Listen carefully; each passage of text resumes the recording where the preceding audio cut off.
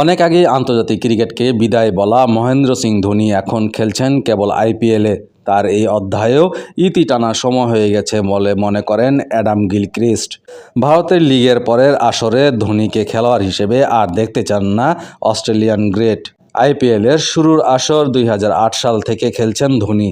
মাঝে দুই আসর ছাড়া বাকি সময় এই কিপার ব্যাটসম্যান প্রতিনিধিত্ব করে আসছেন চেন্নাই সুপার কিংসের। 2016-17 সালের আসরে চেন্নাইকে নিষিদ্ধ করা হলে সেই সময় তিনি খেলেছিলেন পুনের হয়ে। চেন্নাইয়ের হয়ে রেকর্ড 5টি শিরোপা জিতেছেন ধোনি। এছাড়া ভারতের জার্সিতে পেয়েছেন ওয়ানডে, টি20 বিশ্বকাপ ও চ্যাম্পিয়ন্স ট্রফি জয়ের স্বাদ। গিলক্রিস্টের মতে ক্রিকেটের আঙ্গিনায় ধোনির অর্জনের আর কিছু বাকি নেই। ধোনির অবসর নিয়ে আলোচনা চলছে গত কয়েক বছর ধরেই। চলতি আসরেও তার খেলা নিয়ে জাগে শঙ্কা। পরে আনক্যাপড ক্রিকেটার হিসেবে তাকে ধরে রাখে চেন্নাই। মাঝপথে তাদের নিয়মিত অধিনায়ক ঋতুরাজ চোটে ছিটকে গেলে ধোনির কাঁধে নেতৃত্ব ভার দেয় দলটি। কিন্তু ধোনির নেতৃত্বে এবার ভালো কিছু করতে পারছে না চেন্নাই। 9 ম্যাচ স্রেফ 2টি জেতা দলটি পয়েন্ট টেবিলে আছে তলানিতে। প্লে অফে তাদের খেলার সম্ভাবনা নেই বললেই চলে।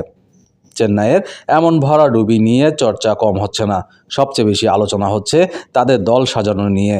আগামী আইপিএলে কীভাবে দল গুছানো উচিত চেন্নাইয়ের, তাই নিয়ে বিশ্লেষণ করেন গিলক্রিস্ট।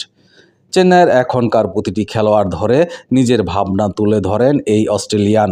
সেখানেই 43 বছর বয়সী ধোনির বিদায়ের বেলা কথা উচ্চারণ করেন তিনি। অনেক বড় এক নাম মহেন্দ্র সিং ধোনি। ক্রিকেট কারো কাছেই তার আর প্রমাণ করার কিছু নেই।